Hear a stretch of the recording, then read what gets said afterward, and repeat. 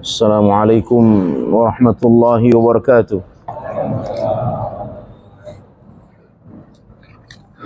Alhamdulillah rabbil alamin. Assalatu wassalamu ala nabiyyina Muhammadin wa ala alihi wa ashabihi ajma'in, amma ba'du. Qauluhu ta'ala, a'udzu billahi minasyaitonir rajim. Bismillahirrahmanirrahim. Ya ayyuhalladzina amanu taqullaha haqqa tuqatih wa la tamutunna illa wa antum muslimun. Ya ayyuhalladzina amanu taqullaha wa qulu qawlan sadida yuslih lakum a'malakum wa yaghfir lakum dhunubakum wa man yuti'illaha wa rasulahu faqad faza fawzan 'azima. Fa inna asdaqal hadithi kitabullah wa khairul hadi hadi Muhammadin sallallahu alaihi wasallam wa syarrul umuri muhdatsatuha wa kullu muhdatsatin bid'ah kullu bid'atin dhalalah kullu dhalalatin finnar. Jamaah salat maghrib Masjid At-Taqwa yang Allah muliakan, alhamdulillah kita bersyukur kepada Allah Subhanahu wa taala pada malam hari ini kita kembali melanjutkan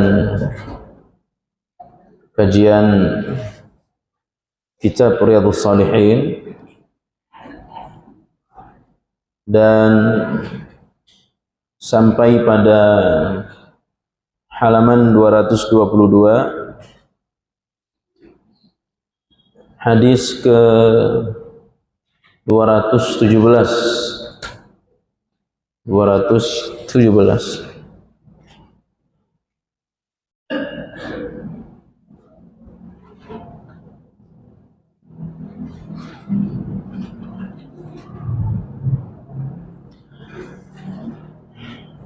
Hadis dari Abdullah bin Amr bin As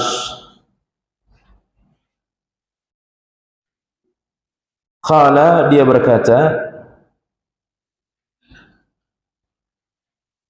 kana ala thaqala an-nabi sallallahu alaihi wasallam rajulun yuqalu lahu kirkirah.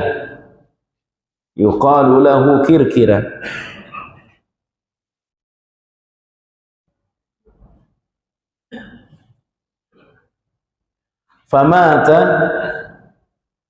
kemudian dia meninggal dunia. Faqala Rasulullah sallallahu alaihi wasallam bersabda,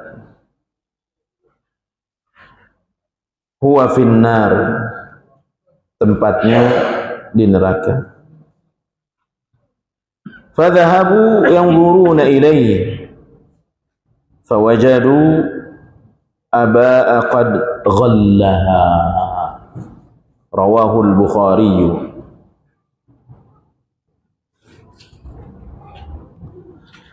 Dari Abdullah bin Amr bin As, dia berkata, Rasulullah sallallahu alaihi wasallam bersabda,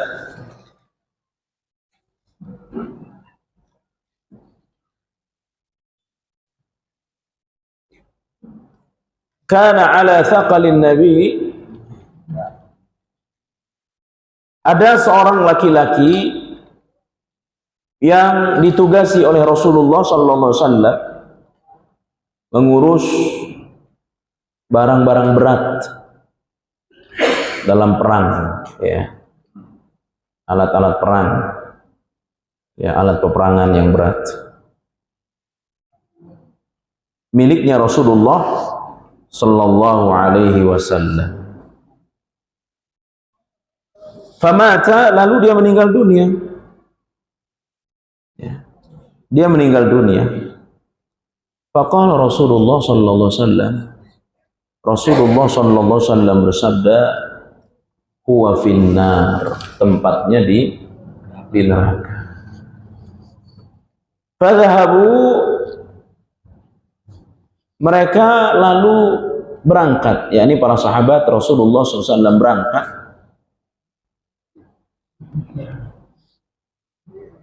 memeriksa ya, keadaan rumah atau tempat tinggal dari Kirkirah.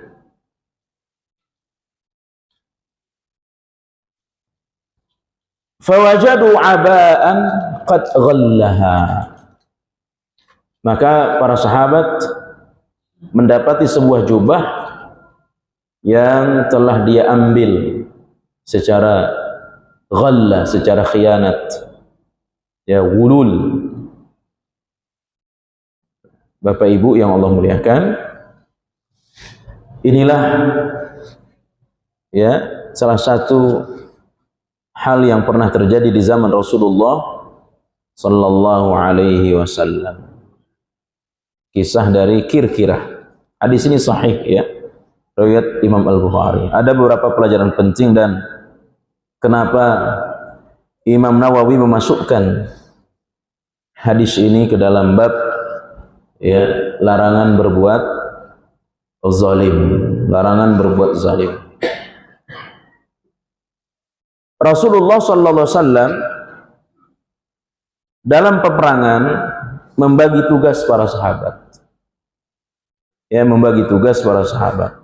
Dan seluruh tugas yang diberikan oleh Rasulullah, apapun bentuknya, itu satu kemuliaan.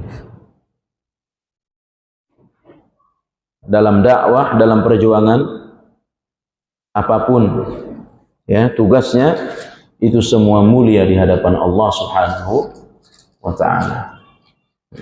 Pengurus masjid ya, apapun, apakah dia sebagai ketua masjid, sebagai bagian ini, bagian ya yang lain ya, selama niatnya sama-sama untuk Allah, maka semua mulia. Termasuk dalam tugas yang dibagikan oleh Rasulullah kepada para sahabat. Ada yang bertugas membawa pakaian berat Rasulullah SAW, ya, alat-alat perang miliknya Rasul yang sifatnya berat, itu dibawa oleh Kirkirah. Kemudian yang kedua, hadis ini juga menyebutkan, dan kenapa dia dimasukkan oleh Imam An-Nawawi dalam bab haramnya kezaliman, karena ada ghulul ya, ada pengkhianatan, ada kezaliman yang dilakukan oleh Kirkirah, yang itu tidak diketahui oleh sahabat-sahabat Rasulullah SAW, tetapi diketahui oleh Rasulullah sallallahu alaihi wasallam. Tentu ini adalah ilmu dari Allah Jalla wa'ala ya, termasuk ada orang yang ikut perang sampai dia meninggal dunia di medan perang. Sahabat mengira ya, meyakini bahwa orang ini masuk syurga, tetapi kata Nabi, dia neraka. Ya, dia neraka. Kenapa? Karena orang ini ya, ketika dia perang, banyak luka di tubuhnya yang tidak menyebabkan dia meninggal dunia sampai kemudian dia bunuh diri di medan perang. Ya, itu terjadi di zaman Nabi. Terjadi. Nah, ini Kirkirah juga demikian. Ya. Ialah maula Rasul sallallahu alaihi wasallam, pembantu khusus. Jadi Rasul itu memiliki banyak pembantu khusus. Di antaranya ada Rabi'ah bin Ka'ab, pembantu khusus Nabi. Kerjaannya apa? Kerjaannya menyiapkan air wudhu Rasul setiap malam untuk sholat tahajud. Itu kerjaannya. Ya, namanya Rabi'ah bin Ka'ab. Setiap malam, ya, sudah tersedia air wudhunya Rasulullah SAW yang disiapkan oleh Rabi'ah bin Ka'ab. Nah, ini kira-kira tugasnya membawa alat-alat berat, ya, yang digunakan oleh Nabi untuk apa? Untuk perang. Tapi saudara, jamaah yang Allah muliakan, dia melakukan satu pengkhianatan. Apa pengkhianatan yang dia lakukan? Pengkhianatan yang dia lakukan adalah dia mengambil, ya, jubah, ya, atau tameng besi yang itu akan dibagi kepada para mujahid. Tapi sebelum dibagi dia sudah ambil duluan, ya. Sebelum dibagi kepada yang lain dia sudah mengambilnya, ya. Nah, ini pengkhianatan, ya. Pengkhianatan. Padahal bisa jadi mungkin diambil untuk digunakan perang, atau mungkin juga untuk dia jual, kita tidak tahu. Maka ulama ketika membahas di sini sangat hati-hati, ya, sangat hati-hati, ya. Jadi pengkhianatan yang diambil hanya apa ini? Baju besi, ya. Bagaimana kalau yang diambil itu triliunan, yang diambil itu miliaran, ratusan miliar, uang rakyat, ya. Yang diambil baju besi, ya. Satu baju besi, satu, ya, pakaian perang yang diambil, ya. Yang bisa jadi juga mungkin niatnya baik untuk dia gunakan berperang, kita tidak tahu, ya. Bagaimana kalau yang diambil? Ya, banyak sekali. Makanya di antara orang yang tertahan masuk surga itu, Pak, selain orang kaya, ya tertahan lama dia masuk surganya, ya. Orang miskin itu bisa lebih dulu masuk surga 500 tahun daripada orang kaya, ya. Dalam riwayat yang lain 40 tahun. Orang miskin lebih dulu masuk surga dibanding orang kaya 500 tahun, ya. Mahbusun kata Nabi, mereka tertahan. Saya orang kaya siapa? Para penguasa, ya, para penguasa, mereka juga tertahan, ya. Tertunda waktunya masuk surga karena harus mempertanggungjawabkan seluruh rakyat yang dia pimpin. Jangan-jangan ada, ya, harta rakyat, jangan-jangan ada uang rakyat yang dia ambil. Makanya para pemimpin itu, Pak, ya, di hari akhir, pemimpin yang berkhianat itu dia akan mengangkat bendera di hari akhir. Semakin besar kezalimannya, semakin banyak pengkhianatannya, akan semakin tinggi bendera yang akan dia angkat. Bendera bentuk dari pengkhianatannya, ya. Maka saudara, Bapak Ibu yang Allah muliakan, kita harus hati-hati betul terhadap amanah, ya. Amanah. Pertama, kita sebagai bendahara, kita sebagai, ya, mungkin di sini ada kepala sekolah, ya, mungkin ada ketua yayasan, ya, harus hati-hati, ya, harus hati-hati. Nasihat buat saya, nasihat buat kita, jangan sampai kita mengambil yang bukan hak kita, ya, bentuk pengkhianatan, ya. Sebab ada, Pak, tidak jauh-jauh, dekat dari sini, saya pernah dapat cerita dari kawan saya, ya, uang kurban 300 juta dibawa kabur, ya, dekat dari sini, tak jauh, paling 3 kilo dari sini, ya, dibawa kabur uang kurban kurang lebih 300 juta, ya. Akhirnya ketua masjid itu hampir dipenjara, ya. Ini satu peringatan bagi saya, bagi kita semua jangan sampai kita khianat terhadap amanah orang. Jadi orang ini menitipkan uangnya untuk peralatan perang, beli baju-baju perang. Tiba-tiba oleh kir-kirah, ya, sebelum dibagi kepada yang lain dia sudah ambil duluan. Inilah pengkhianatannya. Nah, ulama menyebutkan bukan berarti dia tidak masuk surga. Ya, bukan berarti dia tidak masuk surga. Dia akan diazab dengan maksiatnya. Ya, dia diazab dengan maksiatnya. Sebagaimana layaknya pelaku maksiat diazab dengan maksiatnya. Karena setiap umat Nabi Muhammad itu pasti masuk surga selama dia tidak membawa dosa syirik. Ya, cuma ya mesti dibersihin dulu di neraka. Ya, tapi dibersihin di neraka sehari sama dengan 1000 tahun, Pak. Ya, kalau ada orang masuk neraka sehari saja, itu lamanya sama dengan berapa? 1000 tahun. Allah katakan Quran surah Al-Hajj. Ya, 1000 tahun. Makanya sekali lagi kita yang menanggung amanah, ya, tanggung jawab dari orang lain, dari masyarakat, pengurus masjid, pengurus yayasan, pesantren, kepala sekolah, hati-hati, ya.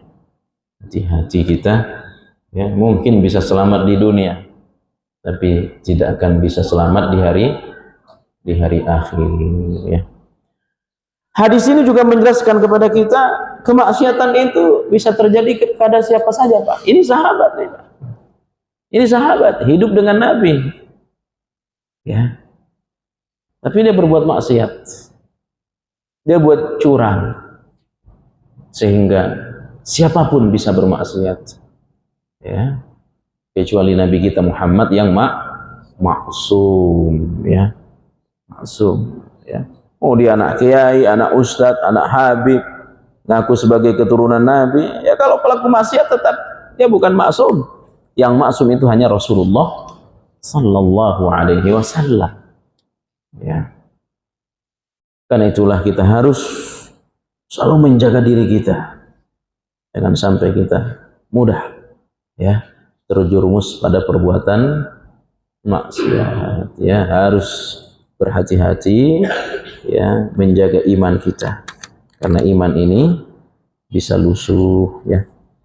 Jamaah yang Allah muliakan, hadis ini juga menjelaskan kepada kita tentang kekhususan Rasulullah sallallahu alaihi wasallam, di mana beliau bisa mengetahui sesuatu yang tidak diketahui oleh para sahabat, ya. Maka dalam keadaan tertentu Nabi Muhammad sallallahu alaihi wasallam bisa mengetahui orang di belakangnya ketika dalam sholat berjamaah. Ya, ini di sahih. Nabi bisa tahu, ya, apa yang dilakukan oleh orang yang berada di belakang beliau ketika sholat berjamaah. Ya. Nah, sehingga ulama berbeda pendapat. Apakah ini khusus di dalam sholat atau juga berlaku di luar sholat? Jadi Nabi bisa mengetahui dari arah belakangnya, bisa melihat apa yang dilakukan oleh orang di belakangnya. Tapi ini kata ulama khusus di dalam sholat, ya, dalam sholat. Ada perkara-perkara tertentu yang sahabat tidak tahu, tapi beliau tahu, ya. Beliau disingkap perkara gaib kepada Nabi kita, tapi sama sekali Nabi kita tidak mengetahui perkara gaib kecuali hal-hal yang dikasih tahu oleh Allah Subhanahu wa ta'ala, ya. Ini namanya kir-kirah, ya. Nama aslinya ini bukan kir-kirah tetapi lebih masyhur, ya, dikenal dengan kir-kirah. Bapak Ibu yang Allah muliakan, hadis ini juga menjelaskan kepada kita, ya, hati-hati kita terhadap perkara dunia. Ya, tadi kita tidak tahu apa niat kir-kirah mengambilnya. Bisa dia gunakan untuk perang atau dia gunakan untuk dijual lalu uangnya dia ambil. Ya, kita tidak tahu. Tapi pelajaran pentingnya kepada kita, berapa banyak orang jatuh kepada perkara dosa diawali karena urusan dunia, ya, urusan dunia. Ya. Makanya Nabi katakan apa? Mal faqru akhsha minkum. Aku nggak takut kalau umatku miskin, kata Nabi, Pak. Nabi nggak takut kalau kita miskin, Pak. Nabi itu takut kalau dunia dibentangkan kepada kita. Kalau kita udah kaya, kalau udah punya harta, ada harta di hadapan kita, itu yang Nabi takuti. Ya. Itu yang Nabi takuti, Pak. Kalau harta ya terbuka lebar di hadapan kita, Nabi takut seperti itu. Tapi kalau miskin, Nabi nggak takut. Umatnya miskin, Nabi nggak takut. Ya. Nah, Bapak Ibu yang Allah muliakan, dan nasihat bagi kita, hendaklah kita berhati-hati terhadap dunia ini. Ya, berhati-hati, karena berapa banyak orang terjerumus pada maksiat disebabkan karena apa?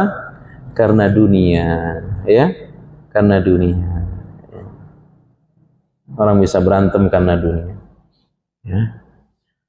Penguasa-penguasa, pejabat-pejabat terjerumus pada maksiat karena dunia.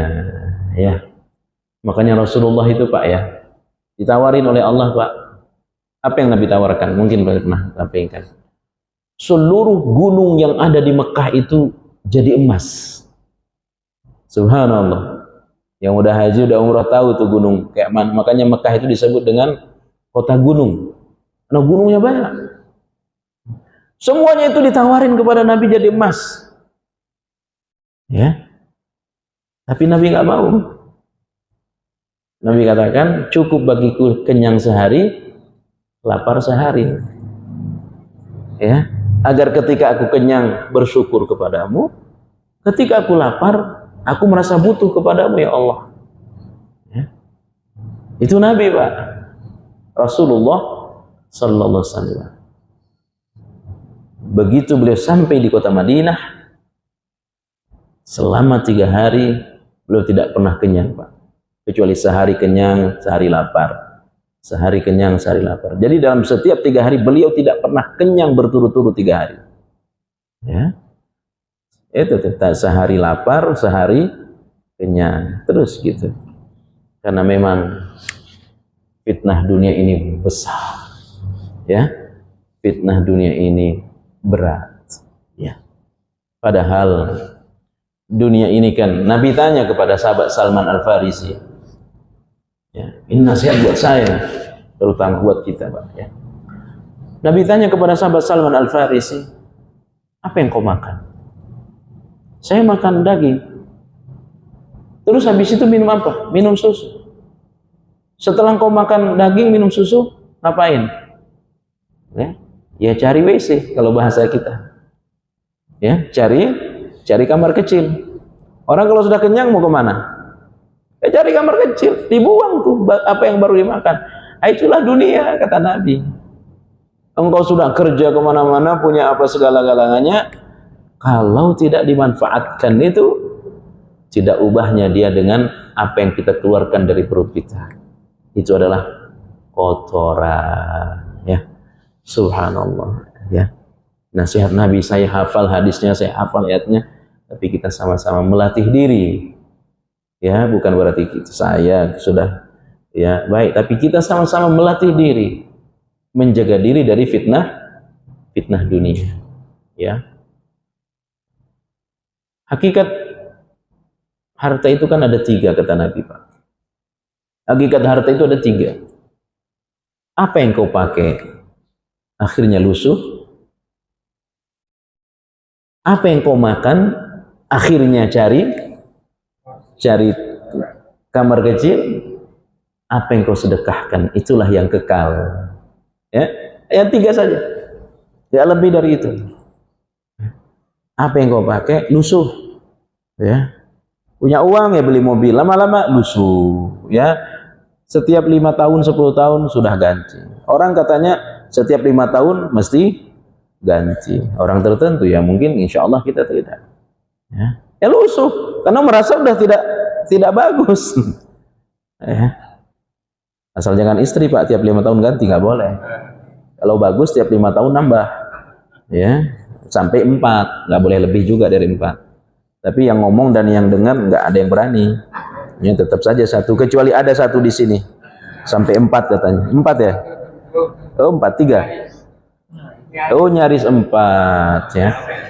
Ajarin dong Pak ilmunya kepada kita ya. Subhanallah ya. Jadi hanya 3 saja. Ya, hanya 3. Tapi orang, mudah-mudahan kita semua ya pandai menjaga diri dari fitnah dunia.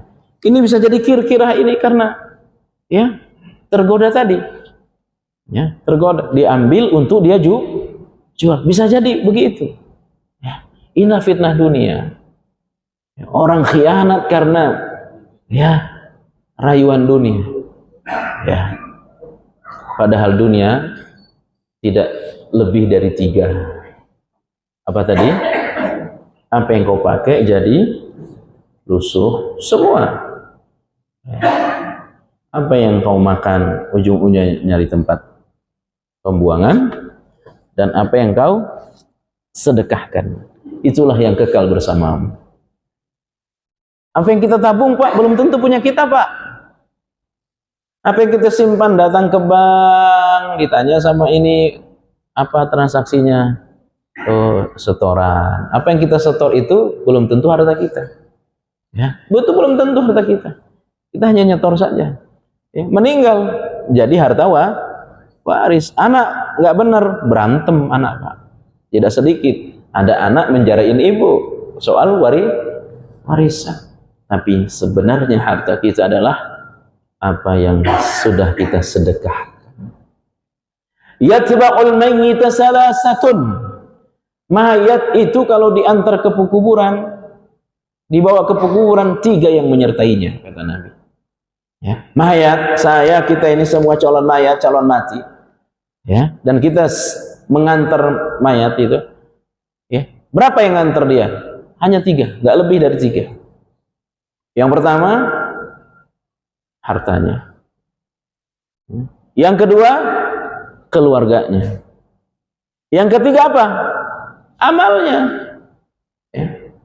Nggak lebih dari itu Pak. Nggak lebih dari itu. Ya. Kalau nggak percaya, coba duluan diantar ke kuburan. Ya. Hanya 3 Pak. Hanya 3. Nasihat buat saya. Ya. Agar kita terus menjaga diri dari fitnah dunia ini. Yatba'ul mayyita salasatun. Mayat dibawa ke kuburan, 3 yang menyertainya. Hartanya, keluarganya, dan amalnya. Ya. 2 kembali, 1 bersamanya. 2 yang kembali, harta dan keluarga. Apa? Dia dibawa mobilnya. Ya, pakai nganter mobilnya. Ya. Ya dibawa, dibungkus dengan sarungnya kalau orang tertentu, ya. Padahal yang paling bagus itu kan kalau dibawa ke kuburan cukup pakai kain kafan, itu yang paling bagus Pak.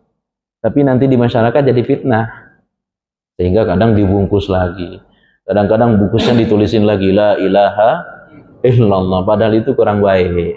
Ya, yang paling bagus itu cukup kain kafan sudah.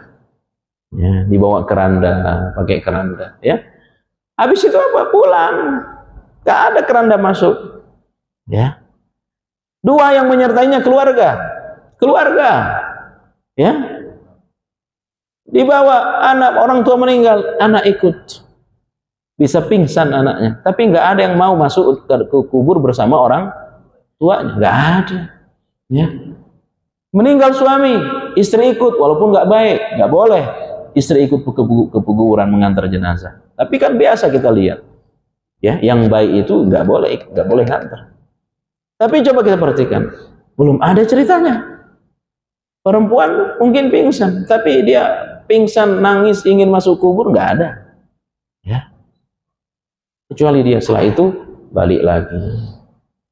Ya, meninggal istri, ikut nganter, nangis seminggu udah punya istri baru dia. Ya, itu kadang-kadang 2 kembali ke rumah, tapi 1 yang bersama kita. itulah amal kita. Amal itu ada dua, amal baik dan amal jelek kita. Mudah-mudahan Allah sebelum kita meninggal sudah diampuni dosa kita semua. Ya. Inilah kisah Kirkir. Ia zalim. Ya. Dan zalim, menzalimi amanah orang itu besar dosanya. Dia zalim mungkin karena tergoda dunia. Maka Nabi memberikan isyarat-isyarat.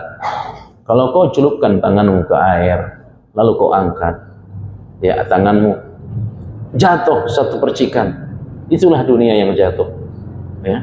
Yang tidak terangkat itu adalah akhirat. Kita celupkan tangan kita ke samudra, air laut yang luas, lalu kita angkat, terpecik. Nah, itulah dunia. Satu bagian, 99 Allah siapkan di hari akhir. Mudah-mudahan dunia kita dapat, akhirat kita dapat.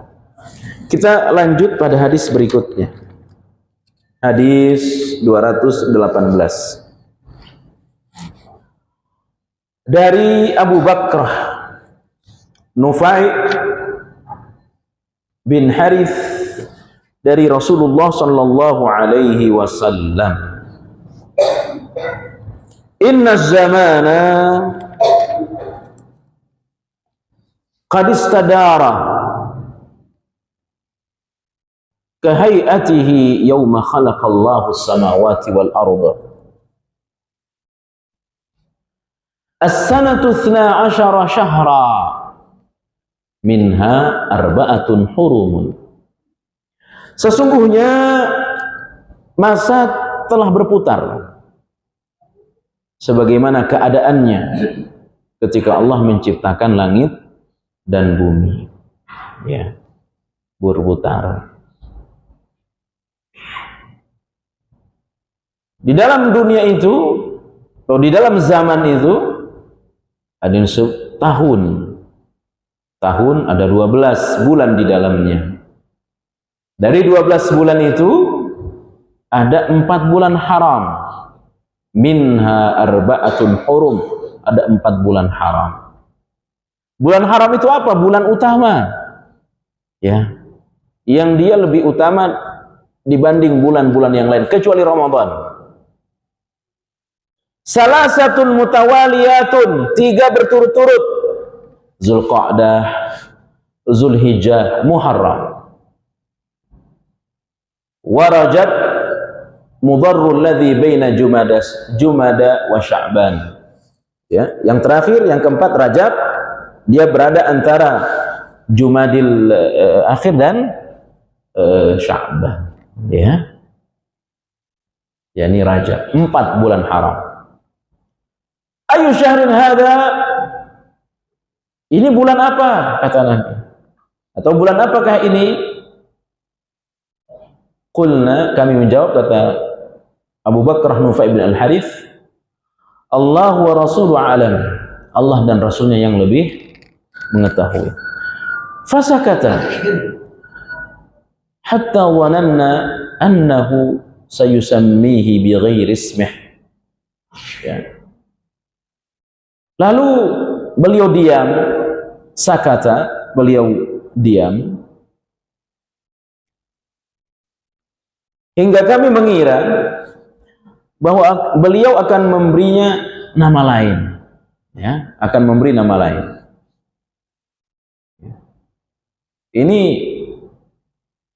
Nabi sedang bercerita dalam Haji Wada, di antara isi khutbahnya. Ya, kalau haji berarti bulan apa? Bulan Zulhijjah. Puncak haji itu bulan Zulhijjah. Haji itu hanya 5 hari, Pak. Ya, lebih dari itu. Tapi persiapannya dari Syawal.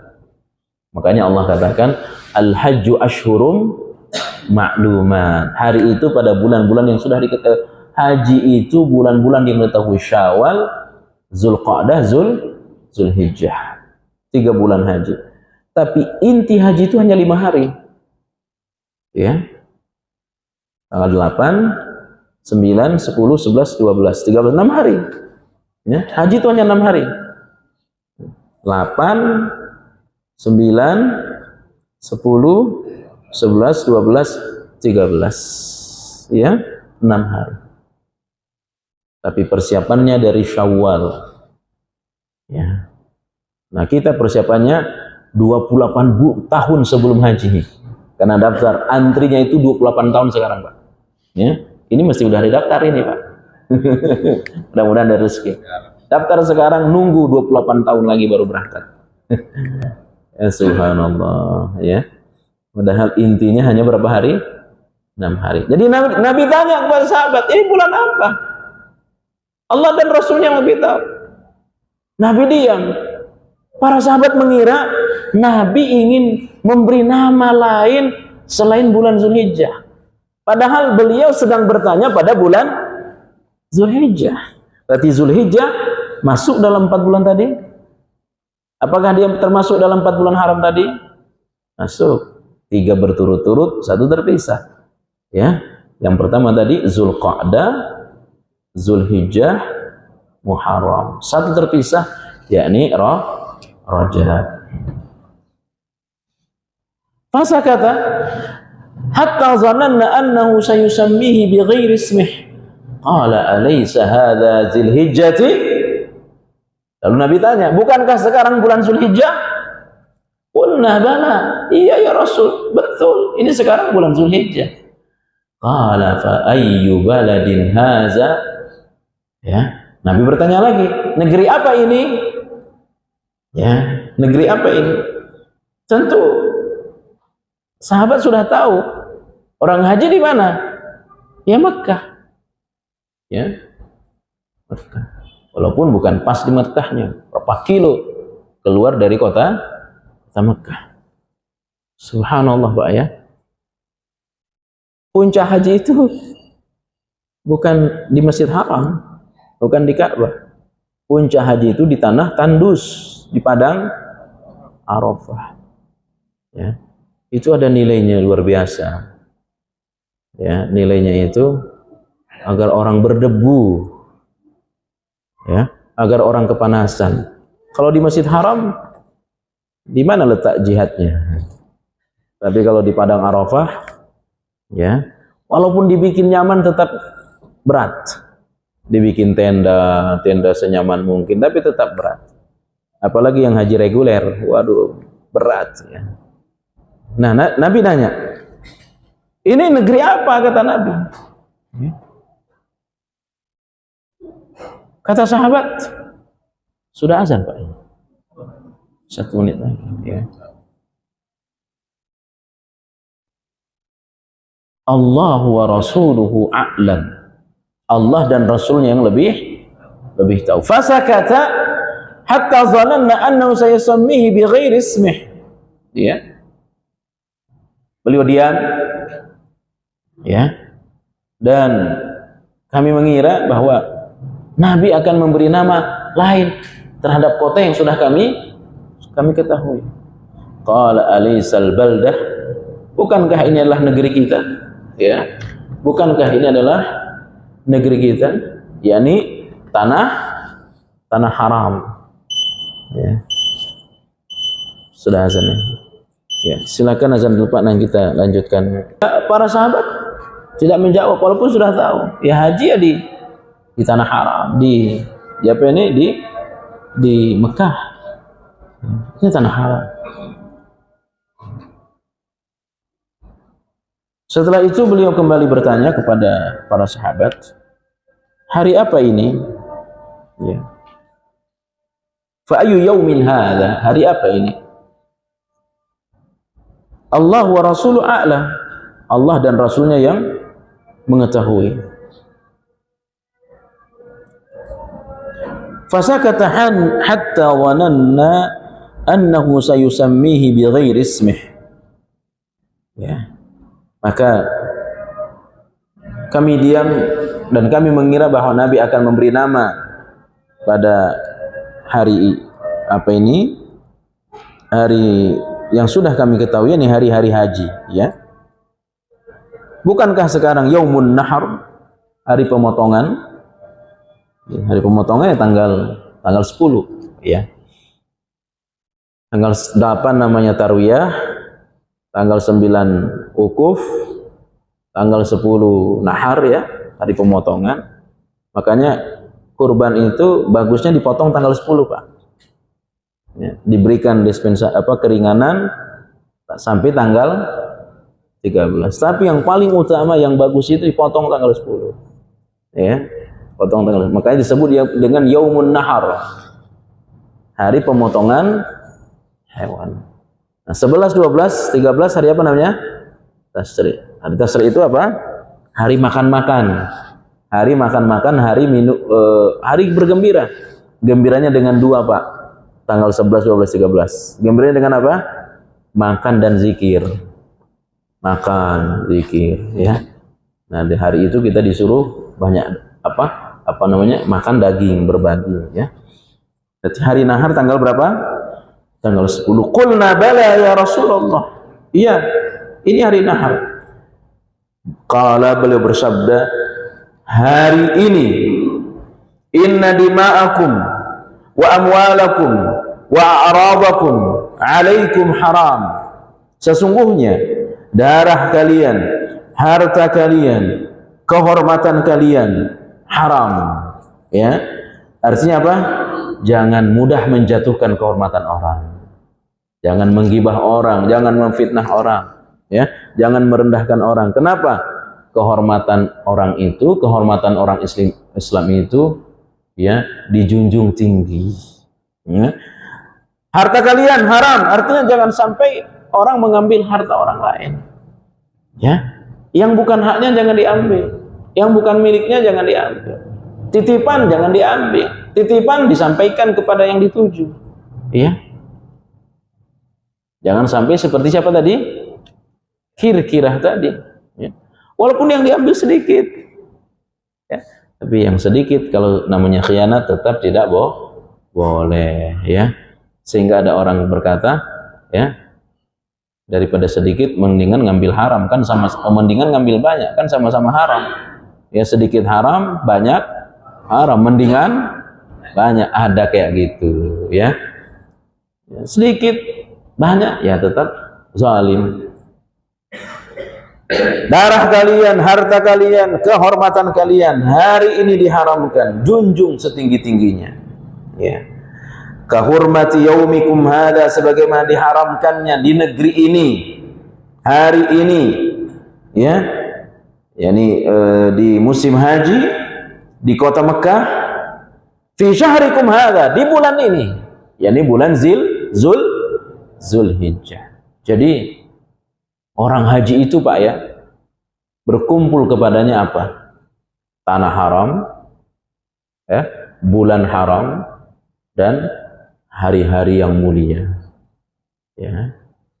Tidak ada hari yang paling mulia selain hari itu, terutama tanggal 9. Subhanallah, ya. Itu hari yang paling baik di dunia. Ya, dari 300 sekian puluh hari yang paling baik tanggal 9 Zulhijjah. Malam yang paling baik dari 300 sekian malam, yang paling bagus adalah Lailatul Qadar. Tapi ada bedanya. Kalau Lailatul Qadar tidak diketahui kapan terjadi. Tapi kalau tanggal 9 diketahui. Ya, tanggal 9 itu bertepatan dengan orang yang sedang wukuf di Arafah. Ya. Itu, Pak, kalau tanggal 9 itu langit, bumi ini dipenuhi malaikat. Turun malaikat sampai ke bumi. Dan setan, iblis itu guling-guling di tanah. Ya. Hadis sahih ini, Pak. Malaikat turun memenuhi jagat raya. Sehingga tidak ada tanah yang kosong dari kaki-kaki malaikat. Dipenuhi. Nah, setan guling-guling di tanah. Kenapa setan guling-guling? Karena hari itu banyak sekali orang yang Allah masukkan ke surga. Hari itu banyak sekali orang yang Allah bebaskan dari neraka. Orang haji 3-4 juta. Berarti 4 juta itu kalau hajinya diterima masuk surga semua. Ya. Kalau hajinya diterima tidak mungkin dia masuk neraka.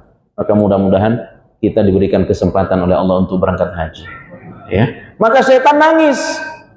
Setan nangis, guling-guling di tanah setan. Ya, guling-guling dia. Bolak-balik di tanah sampai kotor anunya, badannya. Kenapa dia nangis? karena dia tidak bisa memasukkan manusia ke neraka. Ya, temannya tidak banyak. Syaitan itu senang kalau banyak orang masuk neraka. Hari itu 4 juta orang masuk surga. Ya. Itulah keutamaan hari-hari haram. Apa yang saya sampaikan ini sampaikan kepada orang lain. Apa maknanya? Kita yang dapat ilmu di majelis taklim sampaikan ke istri kita. Kita yang dapat ilmu di majelis ilmu sampaikan ke tetangga kita kalau perlu, ya, nasihati mereka. Itu penting mentransfer ilmu kepada orang banyak, ya. Nabi katakan, apakah aku sudah sampaikan? Engkau sudah sampaikan ya Rasulullah. Begitu Nabi katakan, apa saya sudah sampaikan? Para sahabat sedih. Mereka mengira Nabi ini akan meninggal dunia. Maka benar saja Pak. Sesudah haji ini, tidak lama kemudian beliau wafat. Maka ini disebut dengan haji apa? Haji wada. Haji wada itu ya sekali dan memang hanya kali itu Nabi haji. Gak ada sesudahnya, gak ada sebelumnya. Oke, demikian yang kita bahas hari ini. Mungkin ada yang ditanya, disilahkan.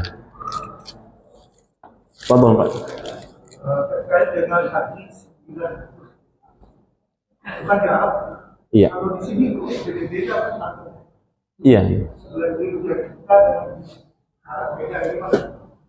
Bapak Ibu yang Allah muliakan, untuk penentuan tanggal 9 Zulhijjah yang kaitannya dengan wukuf itu harus Arab Saudi. Harus Arab Saudi. Kenapa? Karena wukufnya di Arab. Ya. Tapi bagaimana dengan kita? Nah, karena penentuannya itu dengan bulan, ya, dengan bulan, maka sangat mungkin akan terjadi. Sangat mungkin akan terjadi perbedaan. Ya. Bisa di sana lebih dulu. Kemarin mana yang lebih dulu? Saudi. Ya. Kenapa di sana lebih dulu, Pak? Karena bulan itu kan semakin turun. Beda dengan matahari. Ya.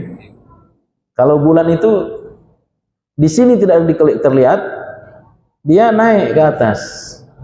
Naik ke atasnya itu bagi orang Saudi mungkin bisa kelihatan. Maka bisa kelihatan. Tapi di sini tidak, ya. Beda dengan matahari. Kalau matahari, ya, semakin turun dia. Terbit duluan di sini, kemudian turun, ya. Nah, bulan di sini tidak kelihatan, dia naik.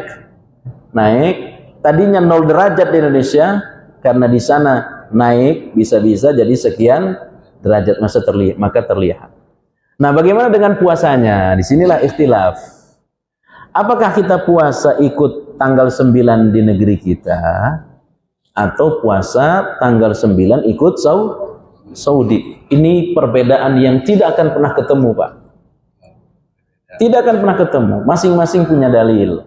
Masing-masing punya data. Yang puasa tanggal 9 ada dalilnya. Puasa tanggal 9 karena pemerintah ada dalilnya. Yang puasa tanggal 9 ikut wukuf juga ada dalilnya, ya.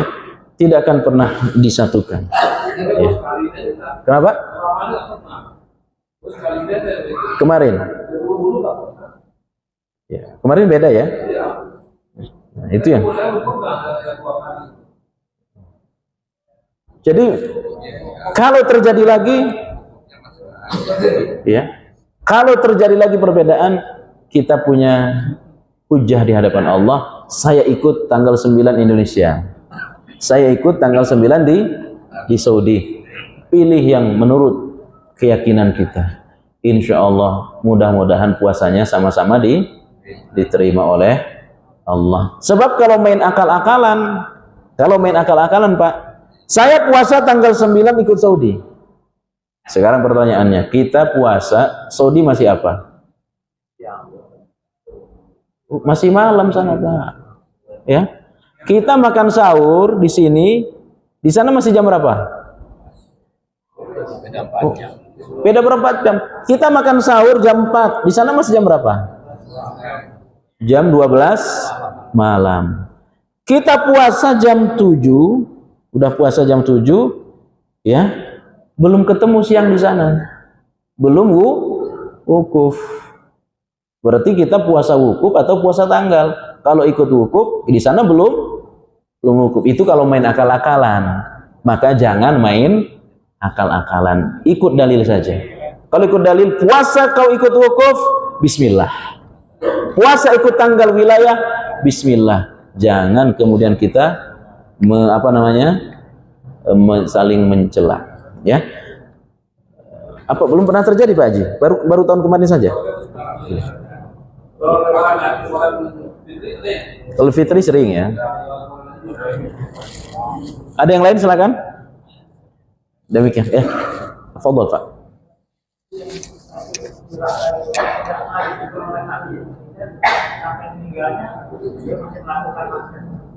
Wallahu taala alam.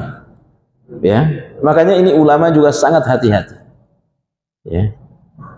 Bisa jadi ketahuannya ya sama seperti kasus orang yang mau bunuh diri tadi. Ya, ketahuannya setelah dia meninggal. Nah, ketahuannya juga diungkapnya juga bisa jadi Nabi mengetahui dia mengambil baju apa ini? Baju perang diungkap oleh Allah setelah dia meninggal dunia. Ya. Apakah pernah ditegur Nabi? Wallahu taala a'lam. Demikian. Ada yang lain silakan.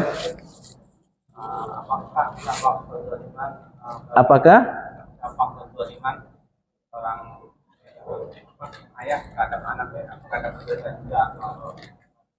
dosa tidak, tapi pengaruh buruk dapat anak.